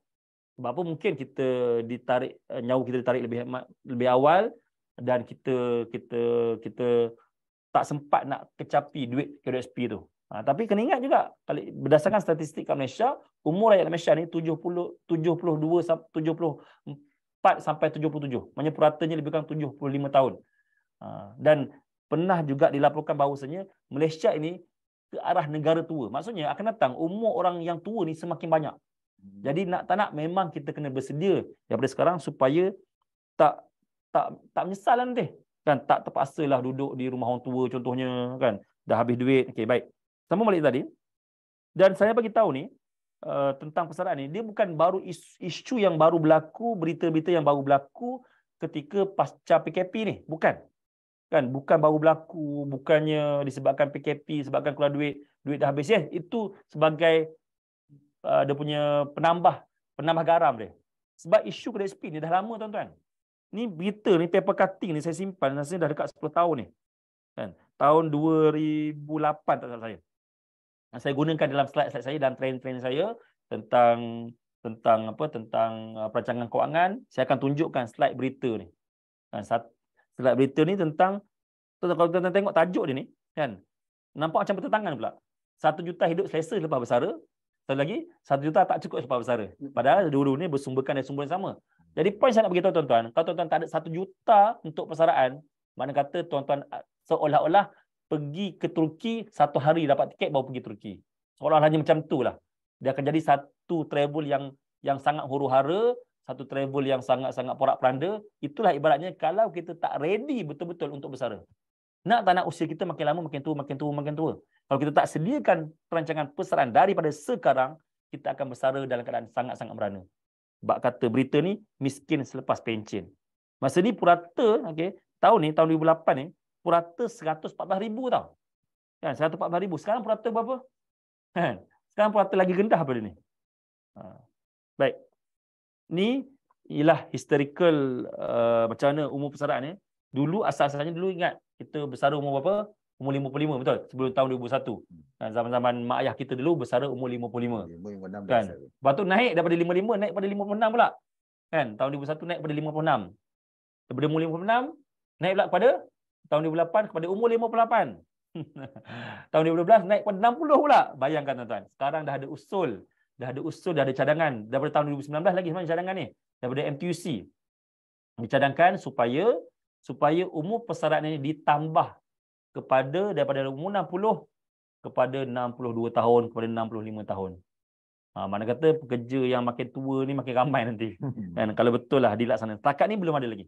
Maksud saya setakat ni belum dilaksanakan lagi bersara sampai umur 62 65. Tapi di negara-negara lain di barat dah ada dah. Negara-negara baju di Singapura, jiran kita Euro dan juga di US sampai umur 65 tahun. Setakat ni belum ada lagi lah. Tapi tak mustahil tau tuan-tuan. Kalau tengok keadaan semasa ni, tak mustahil benda ini akan diperhalusi dan memang pun desakan-desakan tu semakin banyak sekarang ni. Nampak tak? Ni pun berita-berita lama. Dan mana kata berita ni masa ketika pencen umur 55. Kan umur 55, 58 duit dah habis dah. Bayangkan kan? Umur bersara umur 55. Kan umur 58 duit dah habis. 3 tahun je. Kan? 3 tahun duit dah habis dah. Bayangkan. Mana kata umur 59 dah tak ada duit dah. Tu yang kadang-kadang kalau tengok yang bekerja sebagai guard, kadang-kadang kalau bukan warga asing Nepal, orang tua kan. Orang tua, orang dah tak layak kerja, itulah kerja yang paling mudah untuk dia buat. Kan bawa pegang napang duduk depan pintu. Bukan kita nak mempelekehkan, kita nak bagi tahu bahawasanya nak ke kita sampai tahap macam tu. Nak ke kita sampai tahap macam tu, paksa hidup dalam keadaan yang yang miskin selepas bersara ni. Sebab tu kena ada perancangan persaraan daripada sekarang. Dan benda ni termasuk juga untuk kakitangan awam. Kan? Kakitangan walaupun ada retirement tadi, ada pencen tadi, skim pencen, tapi kena ingat duit itu tak seiring dengan inflasi, tak seiring dengan kos sara hidup yang terkini. Yes, dia dapat mungkin gaji terakhir dia, contohlah kalau grade yang bawah-bawah ni mungkin gaji terakhir dia 2,000, 3,000, dapat 50%, dapat separuh ataupun dapat 40% daripada gaji terakhir. So inilah akan jadi kan 200,000 pesara kerajaan berdepan tekanan hidup. Sebab apa? Wang pencen dia tak cukup kan, tak cukup dan terpaksa lakukan kerja di usia emas. Sebab tu kot ada cadangan untuk tambahkan lagi usia pencen ini. Okey, baik. So sampai di sini saja untuk yang awal ini. Nanti kita akan sambung lagi dengan sesi soalan, sesi soal jawab dan sebagainya. Sebelum itu untuk akhiri ni saya nak kongsikan tentang macam mana kita nak merancang persaraan ini. Sebab mudah-mudahan bila tuan-tuan dah follow daripada awal, dah sejam sampai ke slide yang ini, tuan-tuan dah nampak dah, oh perlunya rupanya aku rancang persaraan ni. Namanya rupa-rupanya kalau kedai SP saja tak cukup. Baik. So sekarang ni apa nak buat? So tuan-tuan, perkara pertama yang tuan-tuan kena buat, tuan-tuan kena memahami ni dulu. Kena faham bahawasanya apa yang berlaku pada kita hari ini, kan? Apa yang berlaku pada kita sekarang ini ialah dipanggil sebagai hasil. Result hari ini. Result ni datang daripada mana? Result ni datang daripada tindakan. Dan tindakan ini datang daripada mana? Datang daripada fikiran, dan fikiran datang daripada kepercayaan. Saya buat analogi mudah lah tuan-tuan. Contohlah, ada orang yang, kalaulah tuan-tuan ada masalah kewangan, apa yang biasa kita akan buat? Kan? Apa yang biasa kita buat? Apa yang kita percaya? Apa yang kita akan buat kalau kita ada masalah kewangan? Selalunya ada dua. Biasa kalau saya tanya soalan ni ada dua lah. Ada beberapa lah. Ya, antaranya dua ni. Antara lain, dia akan buat kerja part time. Contoh gaji dia tak cukup, dia kata, gaji aku sikit ni. Kan 2,000 ni tak cukup ni. Pun dia buat kerja part time. So bila dia buat kerja part time, kan, maknanya kata asalnya dia fikir tentang dia nak tambah duit tambahan tadi. Kan, nak atasi masalah kewangan, dia nak cari wang tambahan. Okay. Kemudian dia pun ambil tindakan dengan buat kerja part time. Bila dia buat kerja part time, maka dapatlah hasil, iaitu dapatlah gaji tambahan, dapatlah income tambahan. Dapat tak? Mesti dapat. Dia buat Grab ke contohnya, buat jadi freelance tu ke, jadi ejen tu, jadi ejen ni, dan akhir sekali dia percaya bahawasanya kalau kita nak baiki pendapatan, nak tambah pendapatan, kita kena buat kerja tambahan. Akhirnya tuan-tuan, dia akan tertanam dalam minda kita bahawasanya untuk kita baiki kewangan kita, kena buat kerja part time, kena buat kerja itu, kena kerja ini. Soalan saya, adakah dengan kita buat kerja part time tadi dapat menyelesaikan masalah kewangan kita? Selalunya tuan-tuan, daripada peserta-peserta program saya, daripada yang jumpa secara personal, majoriti tak selesai pun masalah kewangan. Setuju tak tuan-tuan? Boleh jawab tak? Ada yang jawab kan? Majoriti tak selesai pun masalah kewangan. Malah tambah lagi mungkin ada. Sebab bila dia buat kerja part time, of course, masa dia akan bertambah. Kan? Masa kerja dia bertambah. Bila masa kerja bertambah, semakin letih. Kan? Lepas tu masa dengan family dah semakin kurang. Produktiviti untuk bekerja pun semakin kurang. Jadi, poin utama saya nak beritahu ialah, jangan semata-mata kita ubah dekat tindakan. Ataupun contoh kalau orang tu ada masalah kewangan, dia buat pinjaman. Biasa tak? Kan? Ada masalah kewangan, dia buat hutang. Dia pinjam kawan, asalnya pinjam kawan, pinjam parent, pinjam kawan, pinjam adik-beradik. Lepas tu pinjam, pergi lebih advance lagi, pinjam duit dengan bank, guna kad kredit. Yes, memang dapat duit. Bila kita buat pinjam, memang dapat duit. Kan? Bila pinjam dengan adik-beradik, dapat duit. Pinjam dengan bank pun dapat duit. Guna kredit kad, dapat beli barang yang kita tak ada duit tadi. Tapi adakah ia menyelesaikan masalah kewangan kita secara keseluruhannya? Jawapannya adalah tidak. Dia akan menimbulkan masalah-masalah kewangan lain. Sebab itu, benda ini tuan-tuan, jangan kita ubah semata-mata dekat tindakan hanya sebab nak dapatkan hasil. Yang benda yang paling besar kita kena ubah ialah mindset pemikiran kita. Cara fikir kita. Cara gaya kita fikir kita kena ubah daripada mindset yang lama kepada mindset yang baru. Contoh macam mana? Contoh, cara yang paling mudah, contoh tuan-tuan datang program hari ini pun adalah salah satu cara untuk ubah mindset. Dan jangan henti terhadap setakat hari ini. Jangan terhenti setakat program oleh PMB hari ini. Tuan-tuan kena cari lagi. Cari lagi, beli buku contohnya. Kan? Kalau tuan-tuan tengok PMB ni tiap-tiap minggu, tiap-tiap minggu buat program sebegini rupa. So tuan-tuan boleh setkan dalam kalender tuan-tuan setiap hari Jumaat untuk tuan-tuan buat untuk tuan-tuan tonton live ni. Dan kalau tak dapat tonton live, ada rakaman. Dan bukan daripada saya saja, tuan-tuan boleh belajar daripada sifu-sifu lain, daripada guru-guru keuangan lain, kan. So bila kita mulakan dengan perubahan dalaman, insya-Allah luaran kita akan berubah. Sebab kadang-kadang banyak keadaan kita masalah kewangan ini bukan disebabkan kita tak cukup duit tau. Bukan disebabkan kita tak cukup gaji. Bukan disebabkan gaji rendah. Yes, itu merupakan salah satu faktor. Tapi bukan itu punca utama. Sebab saya pernah baca satu berita, tuan-tuan. Ada OKU buta mata ni, tuan. Dia boleh beli rumah cash. Bayangkan, tuan-tuan. Mungkin dia beli itu bukan umur 20-30 lah. Dia umur dah dekat-dekat pencen dia beli. Tapi dia beli bukanlah rumah besar, rumah banglo, rumah teres. Tak. Dia beli rumah kos rendah yang harga 80,000. Tapi yang menariknya ialah dia OKU, buta, wanita, boleh beli rumah cash dengan simpanan yang dia kumpul daripada mula bekerja sampai kena dekat bersara tu. Bayangkan, tuan-tuan. Poin saya nak bagi tahu ialah yang kita kena ubah dulu, perkara pertama yang kita kena ubah ialah cara fikir kita. Untuk kita ubah cara fikir, nampak gaya macam ni? Siapa nampak je kan gaya ni kan? Kan? Okay. Untuk kita ubah gaya fikir, tuan-tuan, kita ibaratkan macam inilah, tuan-tuan. Saya bagi satu analogi mudah untuk mudah tuan-tuan faham. Okey, katakanlah tuan-tuan ada sebatang pokok. Okey, sebatang pokok ni. Pokok ini buahnya tak berapa elok, tak berapa ranum, tak berapa manis kan. Patutnya pokok kita menghasilkan buah yang merah, buah yang sedap, buah yang lazat, buah yang licin kulitnya kan. Tapi kita tanam pokok, buah tu tak berapa elok. Buah tu tak berapa nak manis, buah tu tak berapa nak elok, masam baunya dan sebagainya kan. Agak-agaknya lah apa yang kita nak buat terhadap pokok tadi supaya dapat menghasilkan buah yang elok, yang manis, yang sedap. Boleh tuan-tuan bagi jawapan tak dekat orang komen? Masih lagi ramai ke yang follow saya ni? Yang follow video ni, yang follow live ni? Saya ulang balik soalan. Katalah kita tanam pokok. Pokok ni patutnya melahirkan buah yang elok, yang manis, yang sedap. Tapi pokok yang kita tanam ni buahnya tak berapa elok.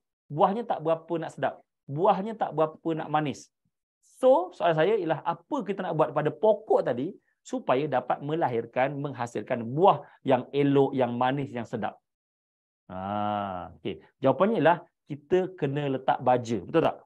Letak baja. Yes, betul. Ramai yang jawab dah. Letak baja dekat mana? Dekat akar. Katalah kita letak baja tu dekat buah. Contoh masalah kita dekat buah ni. Ada orang kata, aku kena letak baja dekat buah ni sebab buah yang masalah. Buah yang masalah, aku kena letak baja dekat buah. Jadi selesai tak masalah, tuan-tuan? Apa kita nak cakap dekat orang macam tu? Letak baja dekat buah. Apa kita nak cakap? Cuba tuan-tuan bagi jawapan. Katalah ada orang letak baja dekat buah. Apa kita nak cakap dekat orang tu? Orang jenis macam mana yang letak baja dekat buah ni? Cuba tuan-tuan bagi jawapan. Nampak tak? Kan? Orang gila lah macam tu kan. Jawab orang gila. Orang tak betul.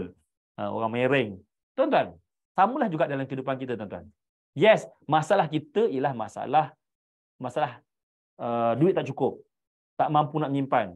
Duit persaraan tak cukup. Itu ialah simptom, tuan-tuan. Ataupun buah tadi. Yang masalah besar, yang kita kena baiki, bukan dekat hasil itu semata-mata. Tapi yang kena baiki ialah dekat akal. So inilah akal kita yang kita kena baja. Dan baja yang paling utama ialah gunakan baja ilmu. Letak banyak-banyak ilmu kewangan. Baca banyak-banyak buku. Cara yang paling murah, cara yang paling mudah ialah baca buku, tuan-tuan. Tak payah pergi pun seminar mahal-mahal, bayar mahal. Kalau mampu tak apa, tak ada masalah. Sebab kadang-kadang orang kata, mahal lah nak pergi yuran, nak belajar ilmu kewangan ini. Tuan-tuan, cara yang paling mudah, cara yang paling mudah, cara yang paling pantas adalah dengan cara beli buku. Beli buku, tuan-tuan boleh bagi komitmen 1 bulan 1 buku tuan-tuan baca pasal kewangan. Setahun tuan-tuan komit macam-macam cara fikir baru yang tuan-tuan akan terlaksana. Tuan-tuan akan dapat daripada ilmu-ilmu kewangan. So daripada cara fikir tadi, maka lahirlah tindakan. Kan? Kita tengok balik yang tadi. Daripada cara fikir yang baru, maka akan lahirlah tindakan yang baru. Bila ada tindakan yang baru, maka dapatlah hasil yang baru. Dan akhir sekali, kita punya mindset kita akan ada kepercayaan baru tentang keuangan. Yang jadi masalah keuangan, macam saya cakap tadi, bukan sebab tak cukup duit, bukan sebab tak cukup gaji, sebab tak cukup ilmu. Yang menyebabkan kita tak cukup duit bukan sebab gaji tak cukup, tapi sebab gaya hidup kita. Dan gaya hidup kita, lifestyle kita yang biasa membazir, biasa biasa menghabiskan duit, biasa berhutang dan sebagainya. Yang tu yang kita kena ubah daripada mindset yang lama kepada mindset yang baru, daripada cara fikir yang lama kepada cara fikir yang baru. Jadi itu saja untuk hari ini. Sebelum lepas ni kita akan masuk pada pop quiz Kita fahamkan yang akan dibawakan oleh PMB, dan tuan-tuan kena stay tune sebab ada hadiah yang menarik untuk semua penonton. Terima kasih. Wabillahi taufiq wal hidayah. Wassalamualaikum warahmatullahi wabarakatuh. Saya serahkan kembali pada Tuan Zaki yang berada di PMB. Terima kasih. Assalamualaikum. Waalaikumsalam warahmatullahi wabarakatuh. Terima kasih Tuan Nafian. Kita pengusian yang cukup menarik tajuk kita pada hari ini, KWSP, pencen dan PRS. Yang mana satu pilihan anda ilmu dan ibu-ibu yang menarik daripada Afia menjadi panduan pergi. Baiklah, kita Okey, dan ini dia kita paparkan pada pagi ini anda layak menerima ECJ penyertaan. Jadi anda imbas QR code yang diberikan untuk melayan anda menerima ECJ penyertaan bersama kami pada pagi ini. Alright, kita kembali bersama dengan Tuan Afian. Kita pergi pada soalan ataupun soalan yang dibukakan oleh para peserta kita. Wow, mencabar soalan ni. Mencabar sungguh soalan-soalan yang anda berada di Zoom, yang anda berada di FB, Facebook, SMB, teruskan menghantar. Okey,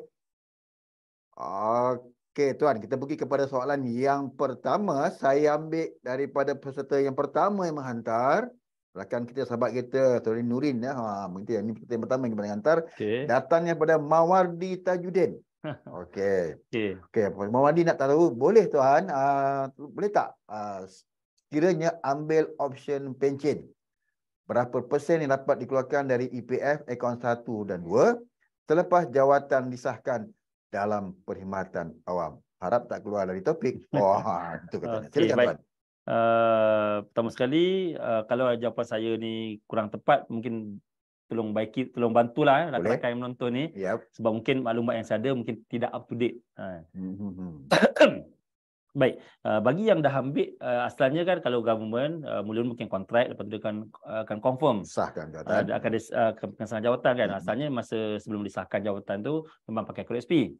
Dan bila disahkan jawatan, katalah dia pilih pencen kan. So berapa banyak yang boleh dikeluarkan kod SP tu. Baik. Setahu saya yes, boleh keluarkan semua sekali. Boleh keluarkan. Betul nama yang itu ke maksud yang soalan tadi? Ya.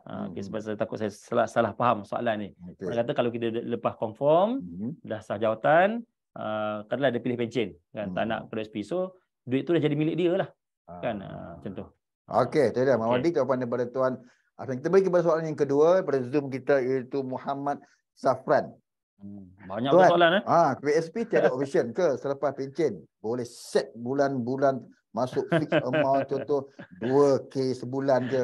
Jadi boleh elak nafsu membali yang terjadi bila dapat Alam Sam. Silakan. Baik. Setakat yang saya tahu lah.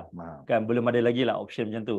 Tapi sebenarnya dia macam ni tahu. Mana kata itu kita boleh, kita lah yang kena kontrol sendiri. Kan? Mana kata kita boleh keluarkan semua, nak keluarkan sikit. Macam kita kontrolkan sendiri. Contohlah kita daripada situ kita masuk tamu haji ke. Dah masuk tamu haji tu kita yang kena kontrol. Memang kita yang kena ada self discipline, self control, kena kawal nafsu. Dan sebab itu saya sebut tadi di hujung-hujung tadi, saya sebutkan tentang mindset. Sebab kewangan ni tuan-tuan kan, duit kita, kewangan kita masalah besar. Saya tuan-tuan untuk makluman, saya dah dalam bidang kewangan ni tahun ke-20.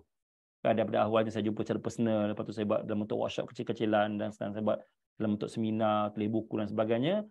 Masalah kewangan yang biasa saya jumpa di kalangan rakyat Malaysia ni bukannya faktor utama sebab gaji kecil. Yes, gaji kecil tu sebagai faktor, tapi yang paling sebab, contoh mudah lah macam ni. Katalah orang tu gaji 2,000, tak cukup duit nak menyimpan. Kan? Dia pun kerja. Katalah gaji naik 2,500. Kan? Waktu gaji 2,500 pun tak cukup nak menyimpan. Dia kerja lagi. Gaji 3,000 pun tak boleh nak menyimpan. Hatta sampai gaji ke 5-6,000 pun tak mampu nak menyimpan. Sebab apa? Bukan sebab tak cukup duit, tapi sebab gaya fikir, mindset dia waktu gaji 2,000, dia bawa sampai gaji 5-6,000 pun masih lagi gaya fikir yang sama, mindset yang sama, menyebabkan gaya hidup yang sama, lifestyle yang sama, menyebabkan gaji 2,000 pun tak ada duit nak simpan, gaji 3,000 pun tak ada duit nak simpan, gaji 5-6,000 pun tak ada duit nak simpan. So yang kena ubah bukan gaji semata-mata, tapi cara fikir, mindset kita. Cara mindset. Itu yang ramai orang kena tipu. Right. Kan, sepencen dapat duit lamsam 100,000, 500,000, 600,000, pap, hilang sekaligus. Skema pun datang. Okey, itu dah jawapan daripada Tuan. Okey, teruskan kepada soalan daripada ID Fadil. Alright. Boleh kongsi ke Tuan nasihat bagi pekerjaan yang baru dan belum membuat pilihan KWSP atau skim? Baik. Ini perdebatan ni memang tak kena habis lah tuan-tuan. Kan? Kalau tuan baca dekat internet, baca kat search dekat Google dan sebagainya, memang orang yang pilih skim pencen, dia katalah pencen ni bagus daripada KWSP. Orang yang pilih KWSP, dia akan kata KWSP lagi bagus daripada skim pencen. Baik. Pertama sekali kena ingat, kedua-dua ni ada komitmen. Kan? Dan tindakan yang kita ambil hari ni, kesannya adalah untuk jangka masa panjang. Jadi kita tengok diri kita ni jenis macam mana. Kalau macam saya lah, katalah saya bukan kerja government tuan-tuan. Saya seorang yang tak suka sangat terikat ni.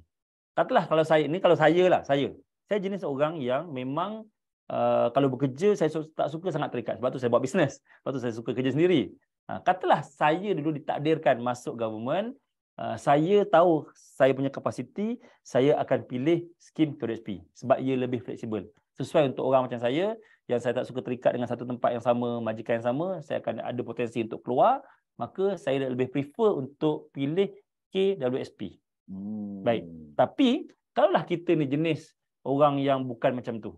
Kan, contoh ada orang yang memang daripada kecil dia memang target nak kerja government sebab nak pencen. Kalau memang orang tu memang kalau sekali dia kerja satu tempat, dia tak akan ubah-ubah tempat tu. Kan, tak kecuali lah dipindahkan dan sebagainya kan. So pilih-pilih sebab masing-masing ada kelebihan dia. Kan, contoh macam saya dan yang menariknya tuan, kadang-kadang ada orang yang dia kerja kat swasta, pada kata bestnya lah kerja government sebab ada pencen kan. Tapi sama ada juga orang yang kerja government yang memang masuk skim pencen, dia kata bestnya lah kerja swasta, gaji besar kan. Ada KWSP, nampak tak? Kan? Dia tak ada yang sempurna dalam dunia ni. Jadi untuk rakan yang bertanya ni, mungkin dia baru bekerja government, mungkin muda lagi, cadangkan yang saya boleh cadangkan ialah pertama sekali baca betul-betul. Sebab benda ni dia kadang-kadang ada update selalu tau. Contoh macam skim KWSP. Dulu 11%. Sekarang saya fahamkan dah turun kepada boleh turun kepada 9%. Dan akan datang dengan kata kerajaan nak naikkan yang majikan punya sumbangan tu kepada 20% tau.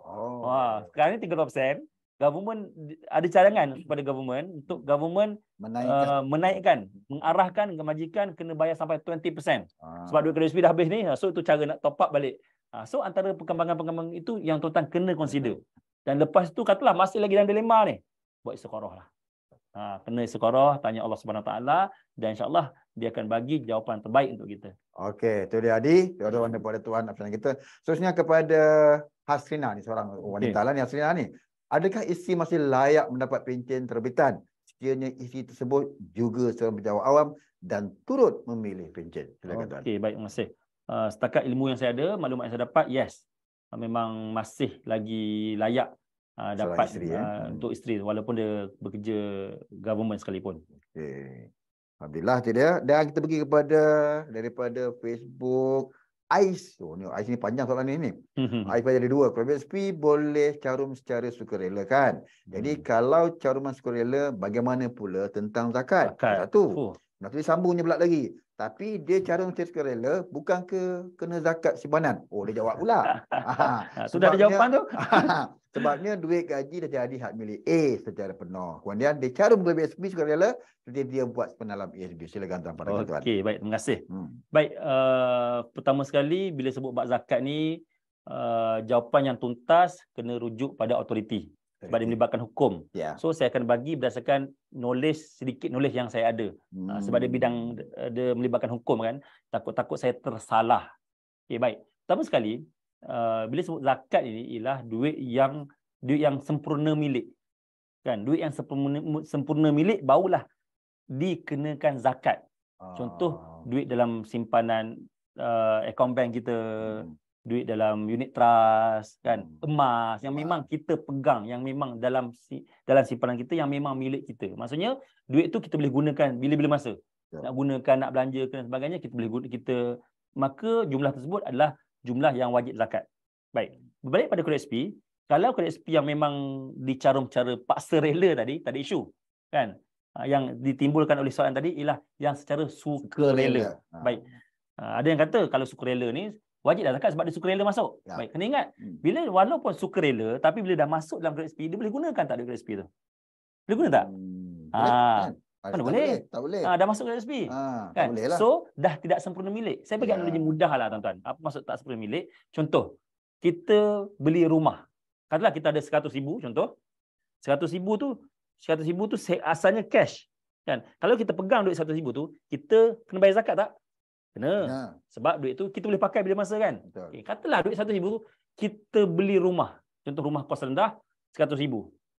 So, adakah kita kena bayar zakat rumah? Nampak tak? Mana ada. Walaupun rumah tu rumah kita. Memang harta tu harta kita. Walaupun rumah tu kalau kita jual dapat cash pada kita. Tapi dia sifat sempurna milik tu dah tak ada dah. Sebagaimana emas yang kita pegang, duit yang kita pegang. Jadi pada pandangan saya kena benda ni saya ulang balik. Saya letak disclaimer kena refer pada authority lah zakat. Setakat yang saya faham, kalau duit tu dah kita masuk dalam akaun KSP yang dah tak sempurna milik dah kita tak boleh gunakan pun, maka kewajipan zakat tu sama macam kewajipan zakat KSP biasa, iaitu lepas dah boleh keluar nanti barulah dikenakan zakat lamsam secara total keseluruhan duit yang ada dalam tu. Okey. Wallahu a'lam. Wallahu a'lam. Ayat kepada tuan. Alright, kita pergi pada saudari Enon mengatakan minta nasihat tuan kita. Elok ke kalau kita buat pengeluaran seperti ini untuk kita bayar hutang? Contohnya macam kredit kad. Kalau lagi 1 tahun umur kita ni 50 tahun. Apa pandangan tuan? Silakan tuan. Okey, baik. Sebenarnya soalan daripada Cik Enom ni ada dua lah. Mana kata pertama, okey tak ada keluarkan KSP untuk bayar hutang. Dan yang kedua, kalau kalau situasinya setahun lagi nak bersara, boleh keluarkan semua. Baik. Okey, katalah contohlah kita situasi kita gunakan duit KSP, contoh pengeluaran tu, contoh pengeluaran yang ICNA dan sebagainya tu, kita boleh boleh keluarkan untuk bayar kredit kad. Bagi saya seloknya jangan amalkan tabiat macam tu. Kan? Sama juga macam keluar duit KSP untuk bayar angsuran rumah. Lebih kurang macam tu. Ini pandangan saya. Mungkin kalau tuan-tuan tanya pada Sifual Tanah, lain pula cara dia. Kan? Untuk deposit beli rumah. Kan? Saya memang antara orang yang kalau dalam bidang kewangan ni saya sangat konservatif. Maksudnya sangat berhati-hati. Bukan yang jenis agresif, bukan yang jenis pilih pelaburan-pelaburan yang berisiko tinggi. Saya bukan jenis yang macam tu. Tapi memang ada setengah guru kewangan dan bidang hartanah sebagainya, dia akan cadangkan beli rumah guna duit KSP, guna deposit beli duit KSP, keluar bayar bulan-bulan guna duit KSP. Sebab kena ingat, sekali kita keluarkan duit KSP tu, kan, kita dah kehilangan duit kita persaraan masa depan kita nanti. Kalau kita nak bayar hutang, kita gunakan duit yang sedia ada kita. Sebab hutang tu kita beli untuk pelajaran kita sekarang. Kenapa kita nak gadaikan duit KSP kita hanya semata-mata keperluan kita sekarang? Nak memenuhi nafsu kita sekarang. Jadi sebaiknya kalau kita nak bayar hutang, gunakan duit lebihan bulan-bulan tu. Dan duit yang kita ada bulan-bulan, barulah kita dapat uruskan kewangan kita dengan betul. So, kalau yang kedua tentang kalau dah setahun lagi nak bersara ni, dia taklah affected sangat. Sebab 12 bulan beza tu dia taklah bagi kesan yang besar. Sebab kalau contohnya 1,000 yang kita simpan hari ni untuk 30 tahun akan datang, dia dah jadi 2,000, 3,000 dah akan datang. Kalau 10,000 boleh jadi 20,000, 30,000 akan datang.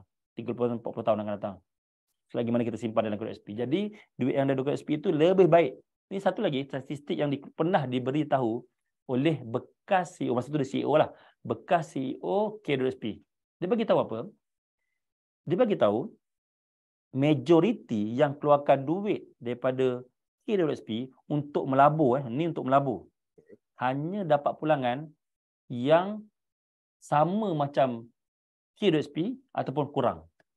Hanya minoriti yang dapat pulangan lebih daripada keuntungan KWSP. Average KWSP boleh bagi sekitar 5%, 6% lah. 5% kita ambil 5%. Mana kata, kalau ikut data akhbar tu, tuan-tuan boleh cari tajuk dia Financial Literacy First. Boleh cari dalam The Star tajuk dia. Saya simpan lagi. Kalau tuan-tuan cari dekat Facebook saya, dekat blog saya pernah kongsikan perkara ni. Dia beritahu hanya 20% saja orang yang keluarkan duit KWSP untuk melabur dapat pulangan lebih tinggi berbanding pulangan KWSP. Yang lain-lainnya hanya sama macam KWSP ataupun kurang daripada KWSP. Jadi sebab itu tuan-tuan, kalau tuan nak keluarkan duit KWSP, kena berhati-hati. Terima nasihat daripada Tuan Afian kita, dan kita ada 3 lagi soalan Banyaknya. sebelum kita kepada sesi cabutan bertuah. Okey. Stay tune, tunggu ya. Alright, kita Tunggu. pergi kepada Facebook. Saudara Arif mengatakan, apa pendapat Tuan mengenai dengan simpanan dan pelaburan emas? Banyak sekarang berlaku. Ini pelaburan emas yang mana ni? Sebab pelaburan ni ada macam-macam kan. Emas, Ada yang beli emas simpan, ada yang beli emas tapi tak dapat emas. Ada juga macam tu. Ya, silakan Tuan. Okey, pertama sekali saya suka bagi analogi beza tuan-tuan kena buat perbezaan antara simpanan dengan pelaburan. Kan? Tuan-tuan kena sebab dalam soalan ni tulis mengenai simpanan dan pelaburan emas kan. Yes. Pertama sekali, tuan-tuan kena bezakan antara simpanan dengan pelaburan. Simpanan ini dia tidak ada sebarang risiko dan tidak ada sebarang kos. Mana kata kita letak 100 dapat 100, letak 1000 dapat 1000, letak 10,000 ada 10,000. Tak akan kurang walaupun 1 sen. Itulah sifat simpanan. So bila sebut simpanan, instrumennya tabung haji, ASB sendiri kan, bank, fixed deposit yang memang tak akan susut walaupun 1 sen. Berbeza pula dengan pelaburan. Kalau simpanan tadi dia tak adalah bagi pulangan sampai 20%, 30%. Kan mungkin sekitar 5% saja setahun kan. Padanlah dengan risiko yang kita ready kan. Ni tak, kadang-kadang orang kita ni tak nak ambil risiko tapi nak pulangan 30%, 40% kan. Ada yang pula nak pulangan bulan-bulan. Itu yang jadi masalah. So kita nak bezakan antara simpanan dengan pelaburan. So pelaburan pula kita nak dapat pulangan. Tapi kena ingat, pelaburan akan ada kos, akan ada risiko. Ibarat mudah macam inilah. Ibaratnya kalau simpanan ni ibarat naik basikal. Pelaburan ibarat naik motosikal. Kan. Mana lagi laju? Of course lah, motosikal lagi laju. Tapi kalaulah orang tu tak pandai naik basikal, tiba-tiba terus naik motosikal, agak-agak apa jadi? Memang akan accident kan, mungkin jatuh cedera parah, malah lebih teruk mungkin meninggal dunia. Hilang anggota. Naik motosikal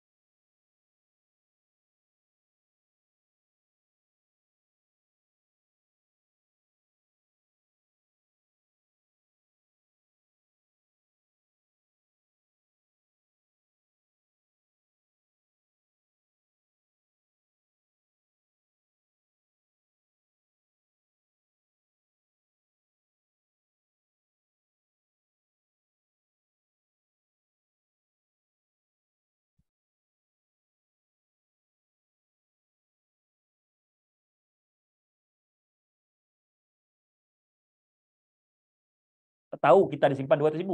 Tapi kalau kita simpan ada emas yang bernilai 100,000, kita sahaja yang tahu. So itu antara kelebihan pelaburan emas ni. So poin saya nak beritahu, mana-mana pelaburan pun bagus. Macam saya, kalau tanya soalan saya tentang pendapat tentang pelaburan emas, yes, ia adalah satu pelaburan yang bagus. Okey. Sudah pelaburan yang bagus. Tapi dia ada risiko. Kena mulakan dengan ilmu. Betul. Okey, itu dia jawatan daripada Tuan Afian kita untuk Arif. Okey, kita pergi kepada Nazim. Tinggal 2 lagi peserta yang bertanya. Nazim, berapa jumlah yang diperlukan untuk bersara? Satu. Okey. Berapa jumlah RM 5K sebulan atau lebih lagi. Silakan Tuan. Okey, baik. Terima kasih. Okey, ni jumlah ni subjektif kan, subjektif. Bergantung pada apa kos yang kita, kos masa kita. Contoh macam sekarang kan, kalau tanya kita, sekarang mungkin 5,000 bagi saya okeylah. Kan? Contoh orang 50 ada 5,000 sebulan, memang bagi saya cukuplah nak bayar duit sewa rumah contohnya, kalau rumah tu tak habis bayar. Tapi sebenarnya kalau dah beli awal, rumah tu dah habis bayar lah.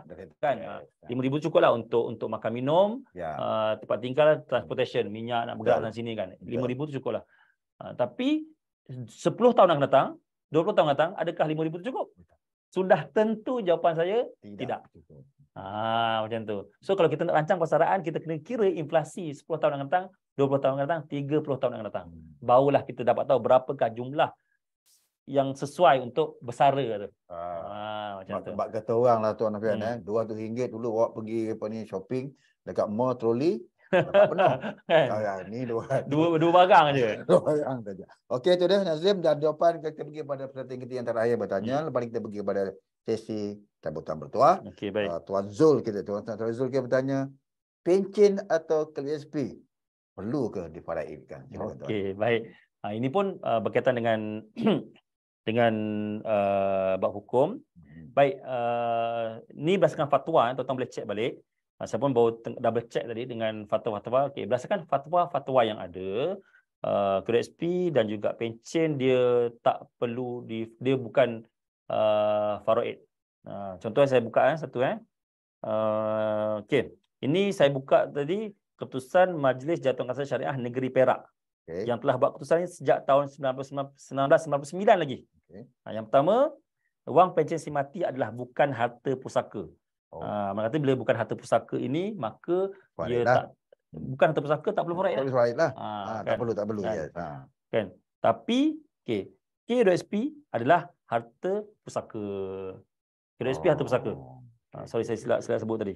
So sebab dia kadang-kadang kita terkeliru kan. So benda ni pun kena rujuk juga pada autoriti. Kalau ikut yang saya sempat search sekejap tadi tentang berbalik pada soalan tadi, kalau ikut Jawatankuasa Negeri Perak, wang pencen adalah harta pusaka, tapi KSP bukan harta pusaka. Sama juga macam isu harta sepencarian. Kalau isu harta pencarian, memang Majlis Fatwa Kebangsaan pernah buat keputusan KSP bukan harta sepencarian. Contoh kalau berlaku, sebab dia ada kaitan lah. Tadi kalau pusaka berlaku pada kematian saja. Tapi kalau kes harta pencarian, dia berkaitan dengan kematian, sama ada kematian, poligami ataupun berlaku perceraian. Dan benda-benda tu berkaitan dengan urusan pusaka, urusan faraid, urusan pewarisan harta. Dan memang baguslah soalan tadi. Mana kata dia alert tentang isu-isu berkaitan dengan pewarisan ini. So bab benda ni, dan kadang-kadang tuan-tuan, sebab ia melibatkan undang-undang keluarga Islam. Bila melibatkan undang-undang keluarga Islam ni, kena ingat setiap negeri dia akan berbeza-beza. Tahun saya tuan-tuan berada dekat negeri Selangor berbeza dengan fatwa dekat wilayah. Jadi dia macam tu juga. Sebab memang ada kes, contohnya macam KSP ni saya pernah ada baca, walaupun Majlis Fatwa Kebangsaan dah keluarkan fatwa bahawasanya KSP bukan harta pencarian, tapi ada kes terpencil yang bila dibawa ke pengadilan sebagainya, hakim memutuskan ia harta pencarian. Poin saya nak bagi tahu, bila melibatkan urusan keluarga Islam ini, kadang-kadang berlaku perbezaan pendekatan hakim, mahkamah syariah dan ikut negeri itu. Dia akan cek case by case. Macam tu. Dia tak macam undang-undang sivil, dia berbeza. Wallahualam. Itu dia ya, itu Encik Zul, jawapan daripada Tuan Afian kita. Dan kita berehatkan sebentar Tuan Afian. Mungkin kita boleh juga tengok Tuan Afian dia sampai penghujung pada Jumaat ini, hari Jumaat. Masa menjadi hari Jumaat kan, sebab kita nak mengerjakan solat Jumaat. Jadi apakah kata-kata nasihat terakhir Tuan Afian meningin dengan perkongsian kita pada pagi ini? KSP, pencen dan PRS, mana satu pilihan anda? Silakan Tuan. Okey, baik. Pertama sekali saya ucapkan terima kasih banyak kepada yang menonton sehingga ke saat ini, sehingga ke minit yang ini. Mudah-mudahan perkongsian yang saya kongsikan tadi dapat menambahkan lagi tuan-tuan punya ilmu dan juga kesedaran. Baik, untuk akhir ini saya nak kongsikan 7 langkah penting ya tuan-tuan. 7 langkah penting kita untuk membina persaraan ini. Dan 7 langkah ini dia panjang, maknanya saya ringkaskan kepada 7. Okey, 7 langkah Okey. Langkah pertama tuan-tuan kena ada matlamat yang jelas. Kan, kena ada matlamat, kena ada target yang jelas nak bersara. Kan, yang ni yang ramai orang tak ada. Kadang-kadang matlamat pun tak ada. Bila matlamat tak ada, memang yang lain tu akan hilang lah. Kan, bab kata Stephen Covey pun begin with the end of mind kan. Dan Nabi Muhammad pun sebut kan, innamal a'malu binniyat. Itu yang pertama sekali. Okay. So bila dah ada matlamat, yang kedua kita kena ada kesedaran untuk berubah.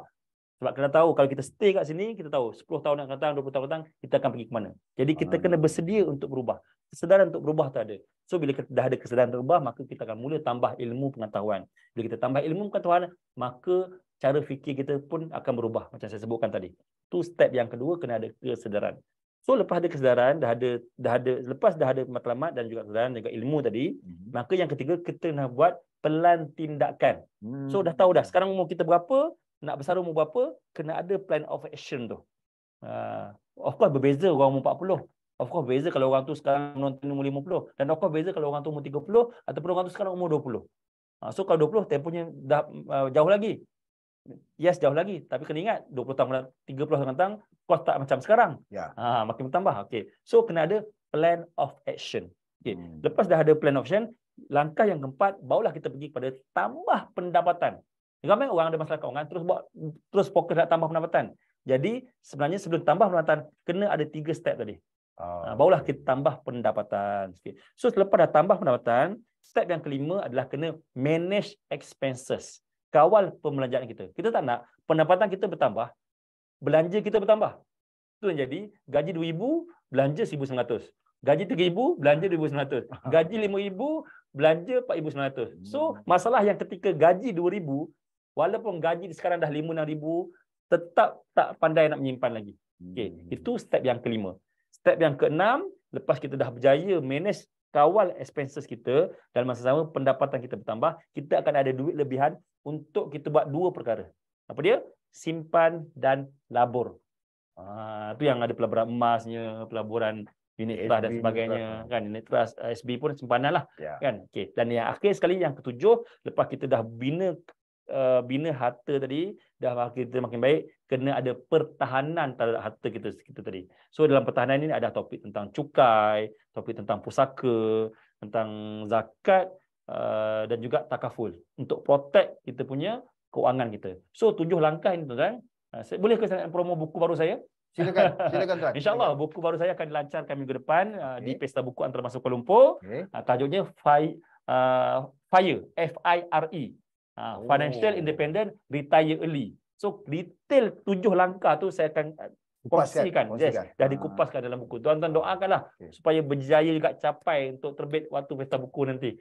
Sekian, terima kasih. Wabillahi taufiq wal hidayah. Wassalamualaikum warahmatullahi taala wabarakatuh. Assalamualaikum. Waalaikumsalam warahmatullahi wabarakatuh. Itu dia.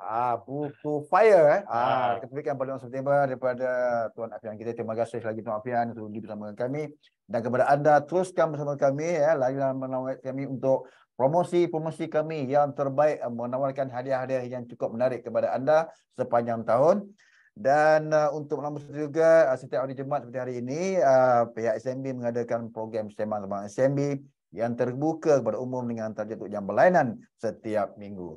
Dan sekiranya anda berminat untuk menganjurkan webinar secara online khusus kepada kaki tangan rakan sekerja anda atau bangsa anda, bolehlah hubungi kami di financial@smb.pmb.com.my atau hubungi kami di talian 050-5873 atau 050-5387. Ini dia di antara promosi yang sedang kita bagi pada Farid tadi, promosi jadi Farid.